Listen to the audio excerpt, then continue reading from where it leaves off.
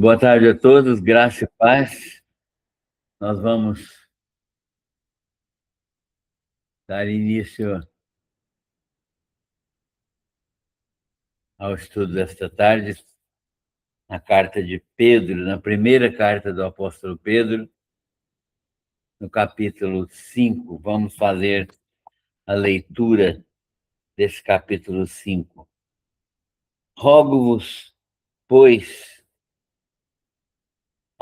aos presbíteros, aos presbíteros que há entre vós, eu, presbítero como eles, e testemunha dos sofrimentos de Cristo, e ainda coparticipante da glória que há de ser revelada, pastoreai o rebanho de Deus que há entre vós, não por constrangimento, mas espontaneamente, como Deus quer,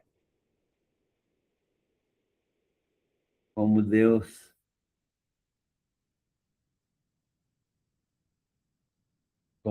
quer, nem por sorte da ganância, mas de boa vontade, nem como dominadores dos que vos foram confiados, antes tornando-vos modelos do rebanho. Ora, logo que o Supremo Pastor se manifestar, recebereis a imarcessível coroa da glória. Rogo igualmente aos jovens, sede submissos uns aos que são mais velhos, outros sim, no trato de uns com os outros, cingivos todos de humildade,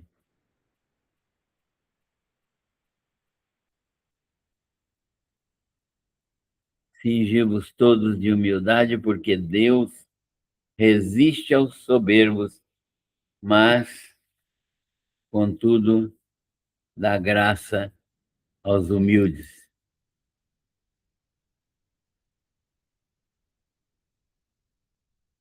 Humilhai-vos, pois, portanto, sob a preciosa mão de Deus, e ele vos exaltará.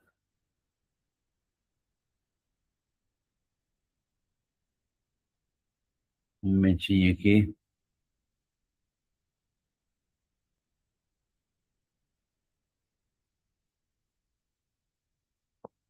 Humilhai-vos, pois, debaixo da poderosa mão de Deus, e ele vos exaltará.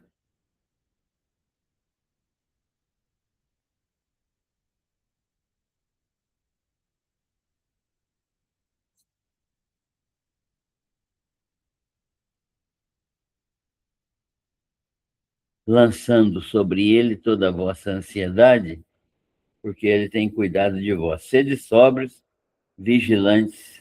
O diabo, vosso adversário, anda em derredor como leão que ruge, procurando alguém para devorar.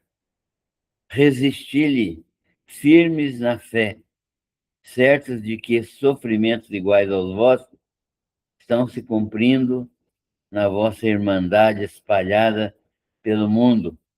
Ora, o Deus de toda graça, que em Cristo vos chamou à sua eterna glória, depois de terdes sofrido por um pouco, ele mesmo vos há de aperfeiçoar, firmar, fortificar e fundamentar.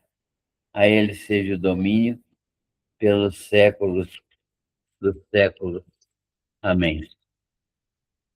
Por meio de Silvano, que para vós outros é fiel irmão, como também considero, vos escrevo resumidamente, exortando e testificando de novo que esta é a genuína graça de Deus.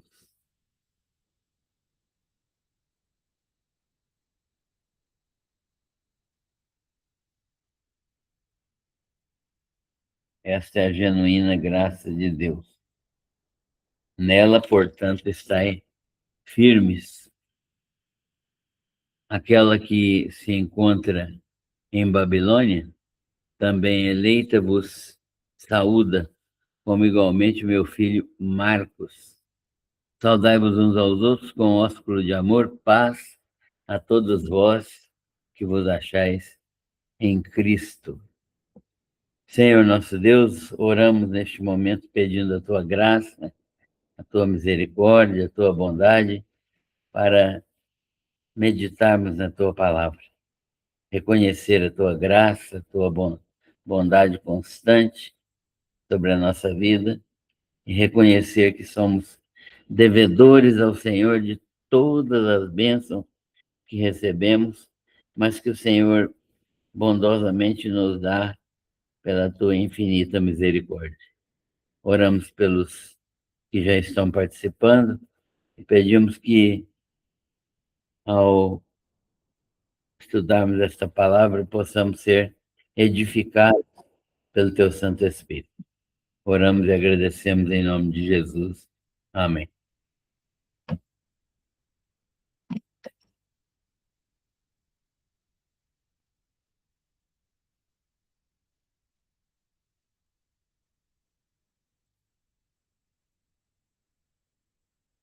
Muito bem.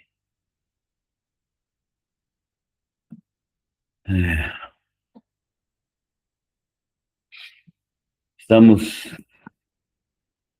terminando já essa carta de Pedro, né? Na semana passada nós vimos alguns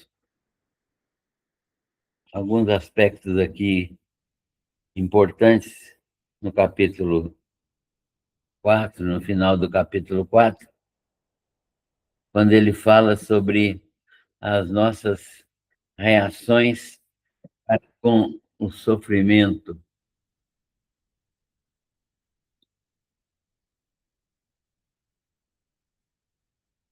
Quais são as nossas reações? Quais devem ser as nossas reações para com o sofrimento? E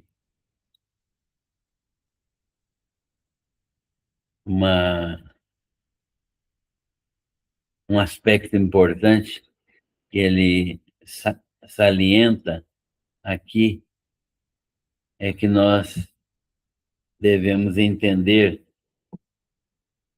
que estamos vivendo num tempo final, né? Para Pedro e para Paulo e para os apóstolos, aquele tempo que eles estavam vivendo já era um tempo final.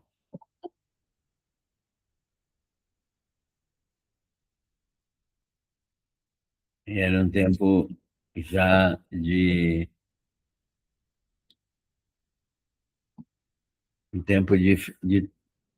fim de todas as coisas, né?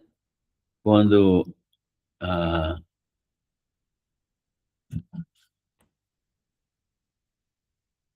quando a vida neste mundo já estaria chegando ao seu limite, né? Esse período que nós estamos vivendo, para ele já seria o tempo final. Nós sabemos que hoje estamos realmente no tempo final, porque nós, estudando a palavra de Deus, vamos vendo sinais se cumprindo daquilo que é tempo final, né? Daquilo que é tempo determinado por Deus. E ele fala, então, que o fim de todas as coisas está próximo e que nós devemos ser criteriosos, sóbrios, a bem das nossas orações, ou seja, para que possamos orar efetivamente. O que é que permite que a nossa oração seja efetiva? É aquilo que ele ensina aqui, que nós devemos estar atentos a todas as coisas, sendo equilibrados, criteriosos, sóbrios, moderados e sabendo que Deus está no controle de todas as coisas. Deus está no controle de tudo e que nada escapa ao seu domínio. Então, ele explica que as nossas orações podem ser respondidas na medida que nós estejamos verdadeiramente nos relacionando equilibradamente com Deus e, acima de tudo, tendo amor intenso uns para com os outros. Ele demonstra, então, que a fraternidade, o amor fraternal, o amor de uns para com os outros, né? Porque nós somos irmãos em Cristo, é um fator que nos une em Cristo e cobre uma multidão de pecados, no sentido de que nos leva a nos perdoarmos mutuamente.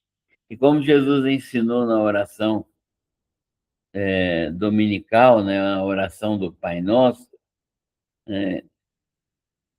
que nós devemos orar pedindo a Deus que nos perdoe, assim como perdoamos nossos devedores, ele demonstra, Jesus ensina e demonstra que nós devemos amar uns aos outros e perdoar uns aos outros para verdadeiramente podermos receber os benefícios do perdão de Deus para nós.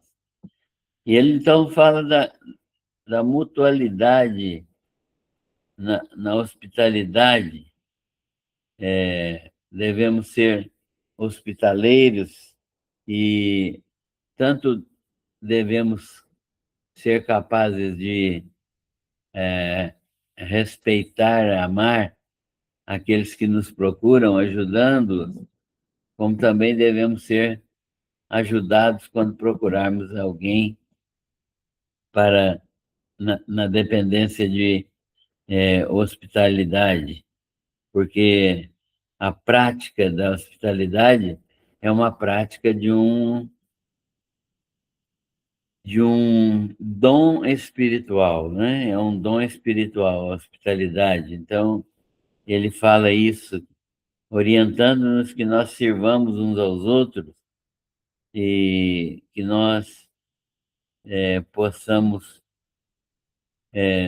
utilizar cada um o dom recebido de Deus para servirmos uns aos outros. Cada pessoa tem recebido dons espirituais para ser servo, para sermos servos uns dos outros, cada um conforme o dom que recebeu de Deus, como bons despenseiros da multiforme graça de Deus. Então, o texto nos ensina que nós devemos ser capazes de manifestar na nossa relação com as pessoas a multiforme graça de Deus. Deste modo, se alguém fala, ele diz, né? O apóstolo Pedro ensina, se alguém fala, que fale de acordo com a palavra de Deus. Ninguém abre a boca para dizer aquilo que acha, aquilo que pensa, mas deve falar e fazer aquilo que realmente está de acordo com a palavra de Deus. Ou seja, o que deve orientar a minha fala é a palavra de Deus. Não o que eu acho, o que eu penso, o que eu imagino que esteja certo. E ele diz, então, se alguém fala, fale de acordo com os oráculos de Deus.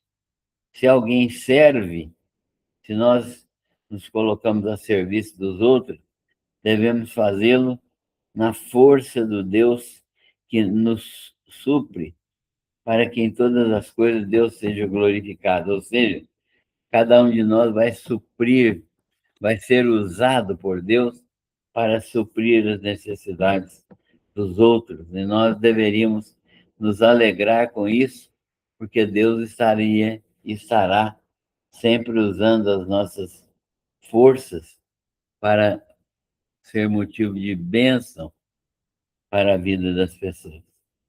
E Deus, então, será sempre glorificado na nossa própria vida. E ele, então, fala agora dos sofrimentos que são inerentes à vida cristã neste mundo. A vida cristã é uma vida que é uma, uma situação de completa, de completa animosidade em relação ao mundo, né? Uma relação de completa animosidade. O, o texto bíblico nos ensina que o mundo é um sistema de vida em oposição à vontade de Deus e, portanto, nós também vivemos num tipo de vida em oposição à vontade de Deus. Nós vivemos contra esse tipo de vida oposto à vontade de Deus, que é o mundo. Então, todo crente vai encontrar barreiras, limitações, todo crente vai encontrar o situações que são contraditórias em relação àquilo que ele vê, aquilo que ele deseja, em relação àquilo que ele quer fazer para a glória de Deus. E ele então diz que nós não devemos estranhar esta situação que surge no nosso meio, porque essas situações contrárias a nós vêm para nos provar, vêm para nos trazer contradição realmente e para que nós sejamos estimulados à prática do bem e a vencer essas contradições. Então, nós devemos nos alegrar na medida em que nós nos tornamos coparticipantes do sofrimento de Cristo. E é interessante ele falar sobre isso, que nós somos coparticipantes do sofrimento de Cristo, ou seja, os sofrimentos de Cristo se manifestam também na Igreja do Senhor Jesus. De modo que hoje, quando a Igreja do Senhor Jesus está sendo perseguida em países como nas ditaduras africanas, nos países islâmicos, nos países comunistas,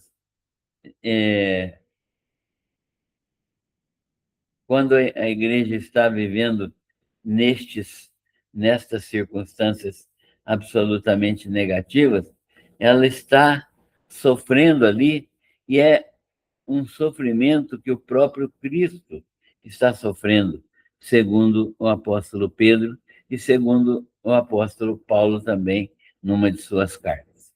Então, ele diz que nós somos coparticipantes dos sofrimentos de Cristo, e ele considera, então, que os sofrimentos da igreja são sofrimentos do próprio Cristo.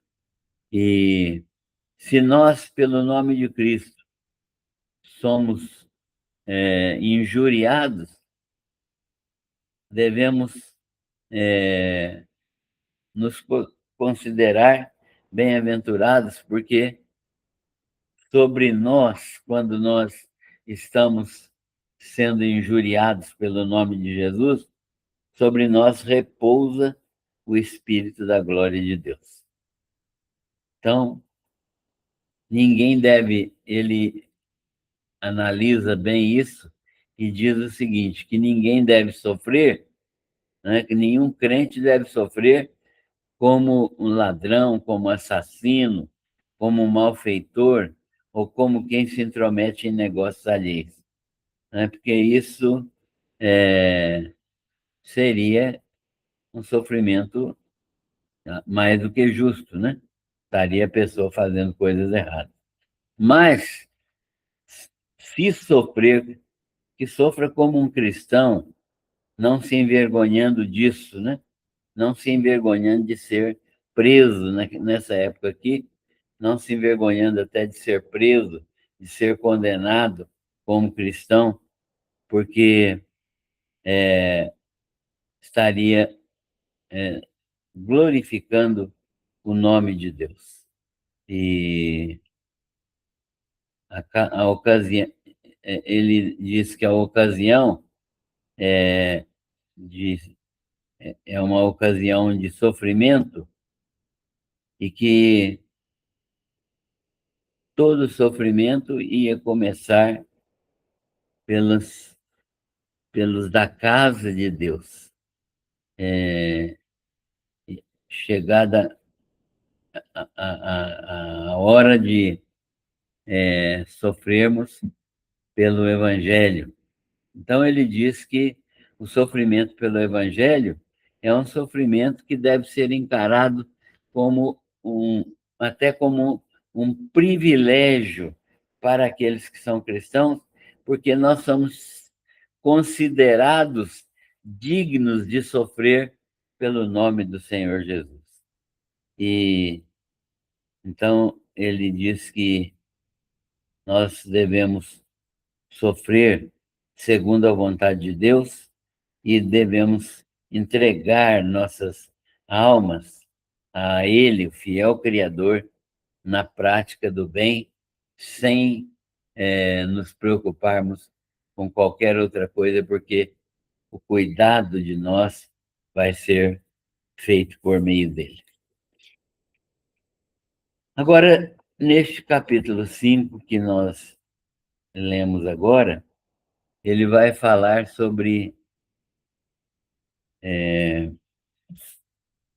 alguns aspectos importantes do pastoreio, né? Ele vai falar que os presbíteros aqui são aqueles homens anciãos que, que são pessoas idôneas, pessoas espirituais, pessoas respeitadas do, no meio da congregação cristã, presbíteros, que são pessoas que têm a responsabilidade do ensino e da admoestação da igreja, eles vão, vão agir de modo a edificar a igreja. Então, esses presbíteros e o próprio Pedro, que é presbítero de Cristo, testemunha dos sofrimentos de Jesus, e que também é coparticipante da glória que há de ser revelada, ele vai dar um conselho a esses presbíteros que é de pastorear o rebanho de Deus que há no meio onde eles estão, não por constrangimento, né? Que esses homens exerçam o seu pastorado, o seu cuidado pastoral com a igreja, que eles exerçam seu cuidado de ensino, de ministração para com a igreja, espontaneamente, não por constrangimento, né? Não porque foram mandados ou não porque foram remunerados apenas, mas espontaneamente, como Deus deseja, como Deus quer. Então, o apóstolo Pedro está dizendo que todos os presbíteros, como ele também é um presbítero, né? Um apóstolo ancião, ensinador, eles são coparticipantes da glória que há de ser revelada. Então, ele se considera, e está falando para os outros que são presbíteros, que eles têm uma bênção maravilhosa, que é ser participante da glória do Senhor Jesus, por causa do seu ministério de cuidar do rebanho. Então, uma pessoa que cuida do rebanho, que ministra o rebanho, que orienta o rebanho, ela tem uma recompensa muito grande, que é ser participante da própria glória que há de ser revelada do Senhor Jesus Cristo. E a ordem dele para essas pessoas é que eles devem pastorear o rebanho de Deus que há entre eles, não por constrangimento, mas espontaneamente, do modo como Deus deseja, nem por sorte da ganância. Hoje em dia, esse é um texto que vale a pena ler, né? Porque há pastores que são extremamente bem remunerados, né? E ganham fortunas aí, né? E, e por ganância, nós vemos aí os pastores da televisão, eles têm fortunas, andam de jatinho, têm casas, mansões ricamente compostas e viajam para todos os lugares dos seus jatos, se vestem muito bem e têm fazendas. Então, isso é por sorte da ganância, né? Mas né, os pastores verdadeiros devem pastorear de boa vontade, não querendo dominar o rebanho, né? Não querendo dominar as pessoas que foram confiadas a ele, mas sendo, antes de mais nada, um modelo claro, um modelo verdadeiro para essas pessoas, né? Para os seus liderados. E porque logo que o Supremo Pastor, que é Jesus, se manifestar, eles vão, por causa desta ação humilde e obediente, vão receber a coroa da glória, né? Coroa da glória aqui é um galardão específico para aqueles que ministram na palavra do Senhor. Mas Pedro não se limita a esse tipo de palavra, ele roga, né? Rogar aqui é insistir, né? Intensamente. Ele roga igualmente que os jovens sejam submissos aos que são mais velhos. Relacionamento, né, dentro da igreja. Hoje é muito difícil isso, esse tipo de relacionamento. Há sempre uma divisão entre jovens e adultos, né, nas igrejas. Mas o apóstolo está dizendo que os jovens devem ser submissos aos que são mais velhos e que no trato de uns com os outros, eles devem ser humildes, ter humildade, porque Deus resiste aos soberbos, mas dá graça aos humildes. Então, deve haver um relacionamento de humildade entre aqueles que são jovens e aqueles que são mais idosos. Ele diz, então, que os jovens devem se humilhar diante do Senhor, né?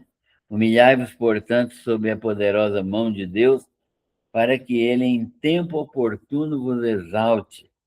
Ele está ensinando que vai chegar o tempo em que Deus vai também exaltar jovens no seu viver, no seu relacionamento, mas que no momento eles devem ser pessoas que se humilham, se submetem aos ensinos dos mais velhos.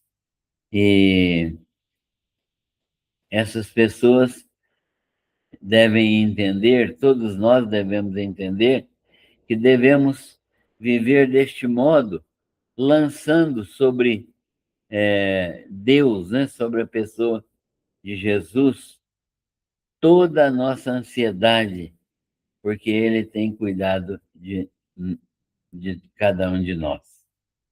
Então, está ensinando a lidar com a ansiedade. A ansiedade é uma doença que todos nós carregamos em algum grau, né? Alguns bem menos, outros muito extremamente ansiosos, mas a ansiedade deve ser lançada sobre a pessoa de Jesus. O que é a ansiedade aqui para Pedro?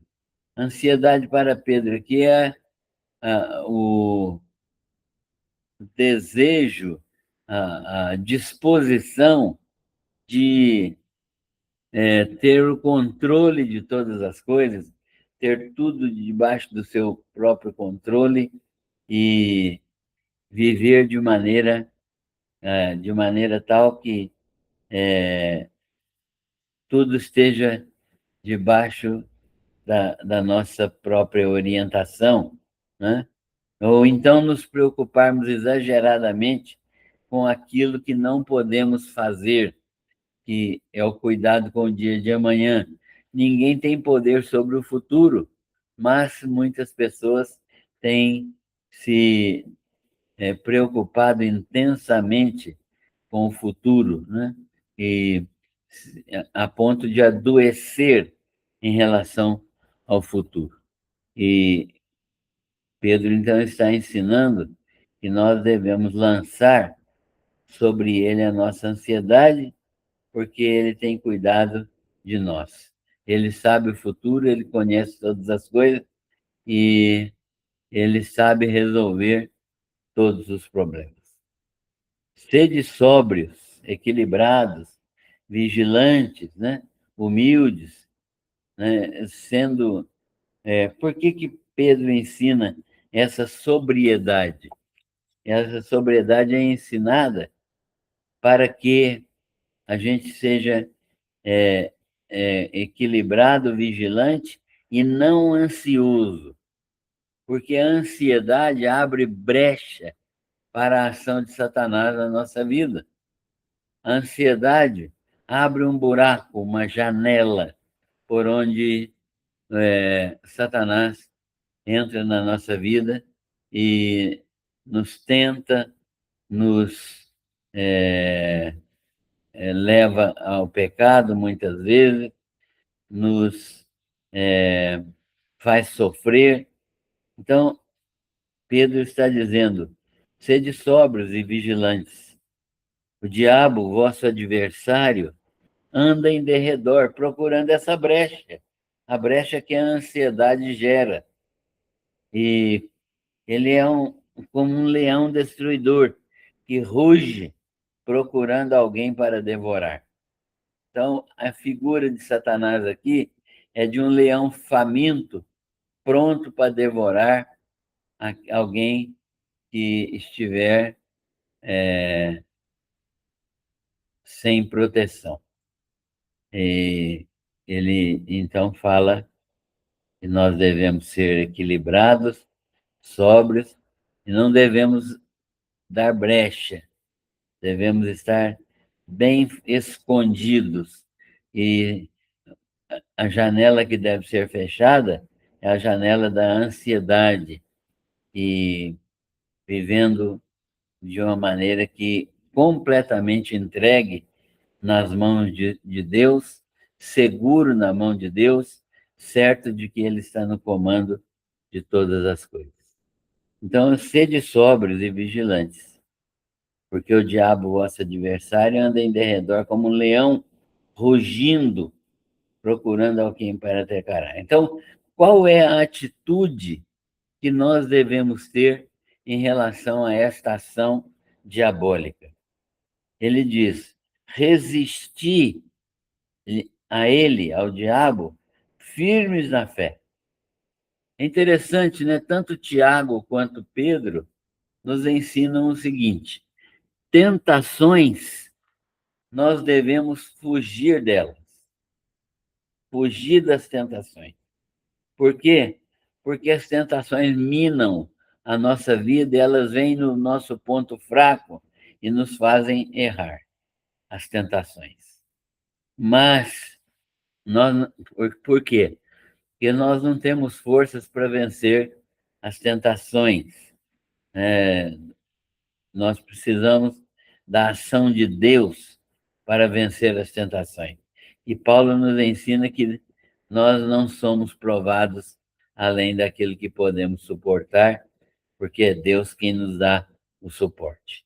Então, o primeiro aspecto é esse, que nós devemos resistir, fugir das tentações, mas resistir ao diabo.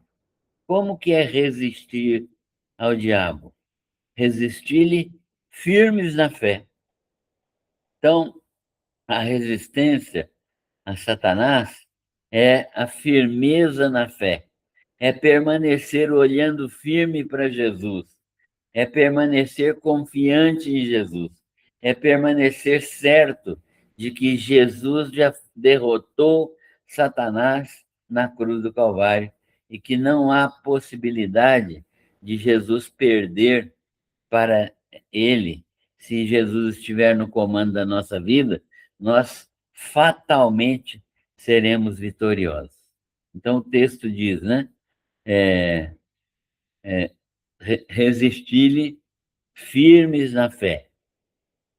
O que mais que ele fala? Certos de que sofrimentos iguais aos vossos estão se cumprindo na vossa irmandade espalhada pelo mundo, sabendo que nós não estamos sozinhos nestas condições, né? Essas condições se espalham pelo mundo inteiro. Satanás é um estrategista que ataca todas as pessoas cristãs no mundo inteiro. Uns mais, outros menos, né? Uns com enfermidade física, outros com tentações, outros com pecados, outros com doenças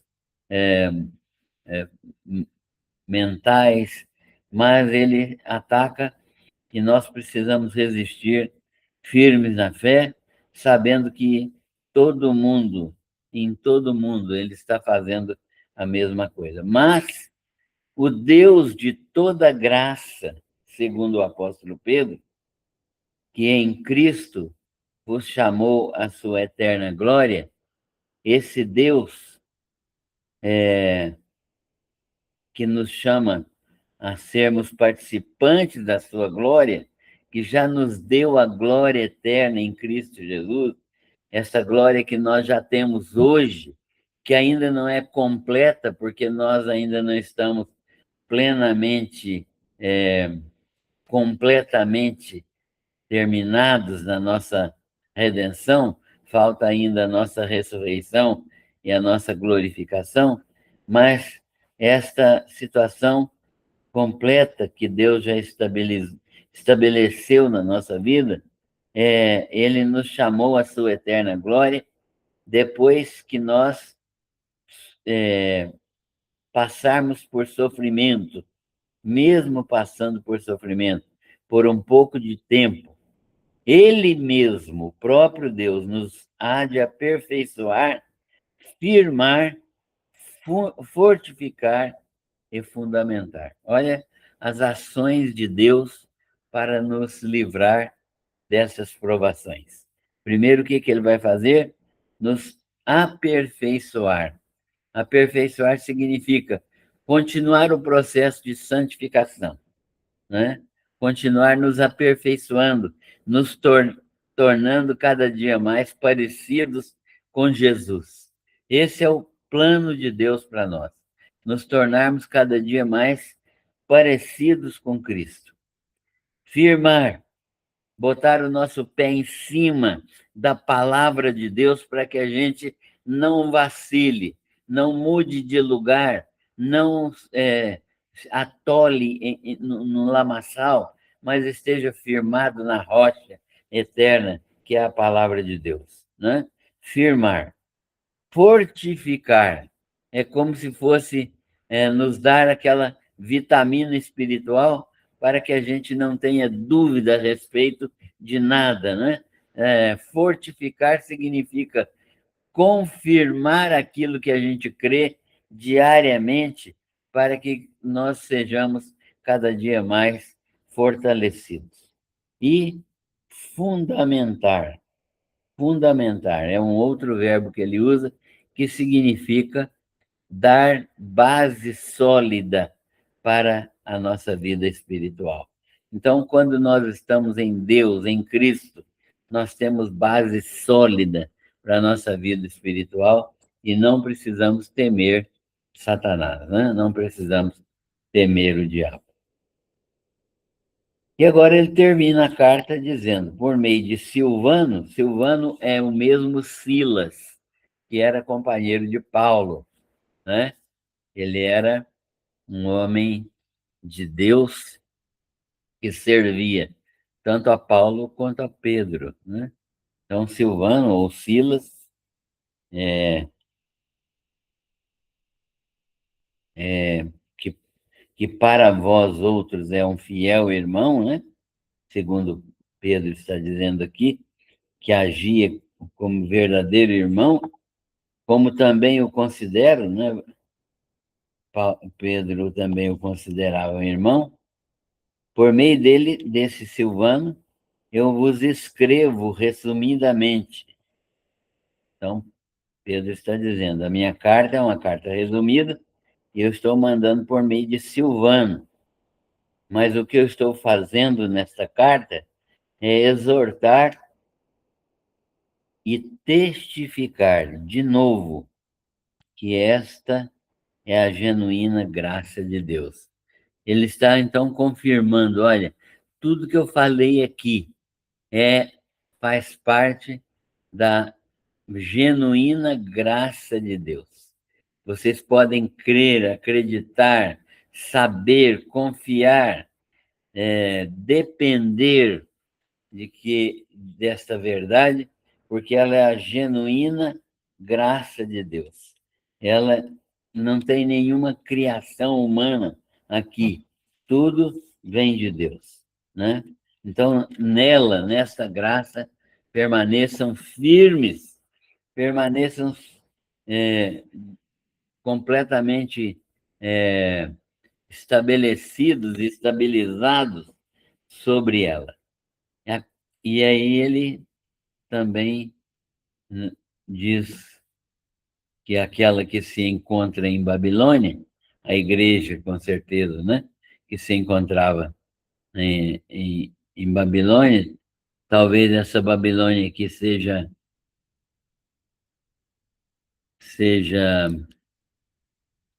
um nome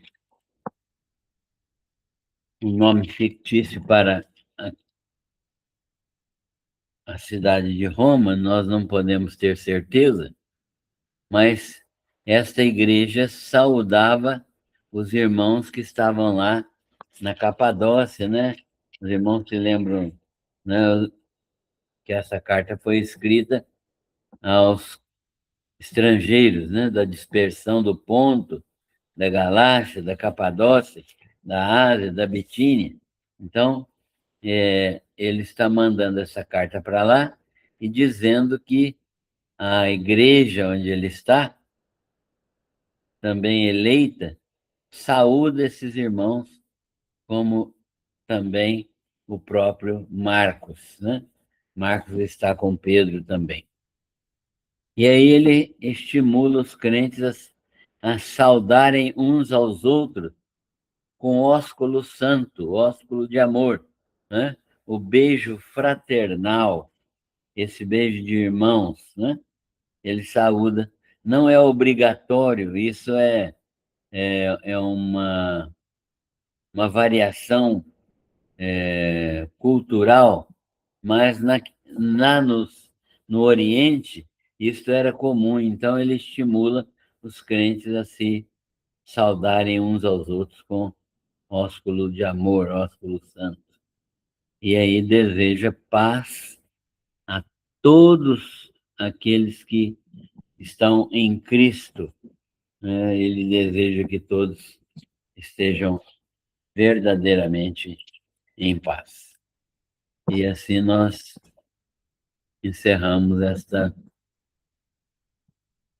carta, nesta primeira carta, e vamos, na semana que vem, estudar a segunda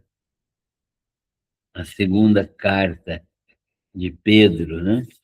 Que nos vai ajudar também a crescer espiritualmente.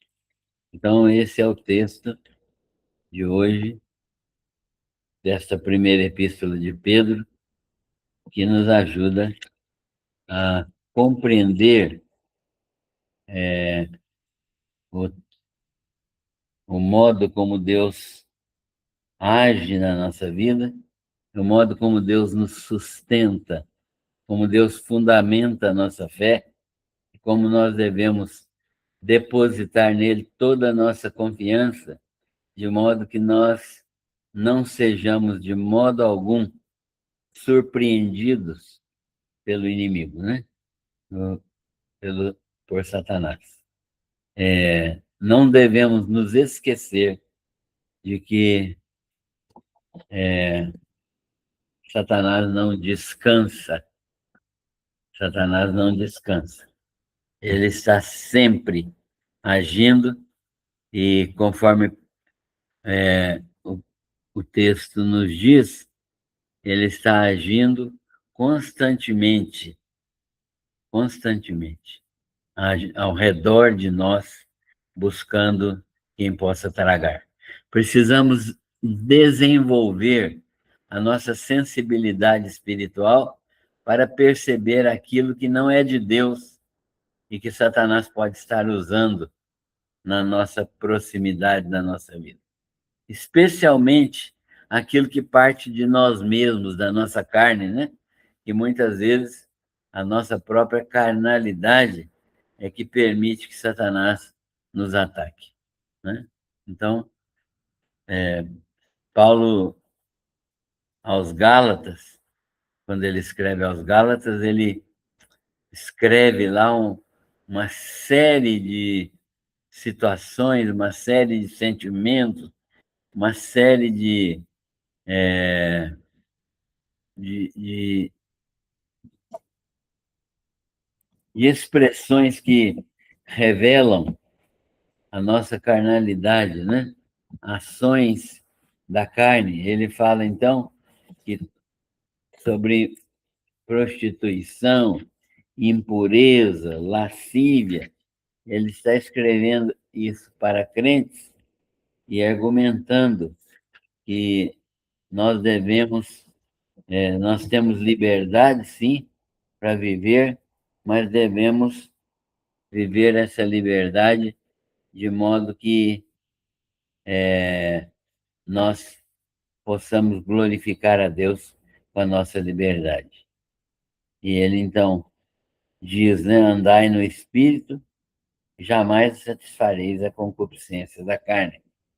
E ele vai demonstrar que a carne milita contra o Espírito e o Espírito contra a carne, de modo que eles são opostos entre si, para que nós não façamos aquilo que nós queremos, né? Mas se sois guardados pelo Espírito Santo e guiados por ele, não estáis debaixo da lei. E aí ele fala das obras da carne, né? E muitas vezes, quando nós as praticamos, damos brechas para Satanás. As obras da carne são conhecidas, né? Ele fala prostituição, ele está falando para crentes isso aqui. Prostituição, impureza, lascívia, idolatria, feitiçarias, inimizades, porfias, ciúmes, iras, discórdias, dissensões, facções, invejas, bebedices, plutonarias e coisas semelhantes a esta, a respeito das quais eu vos declaro, né? Ele está dizendo isso aos Gálatas, como já outrora vos preveni, que aqueles que vivem na prática destas coisas não herdarão o reino de Deus.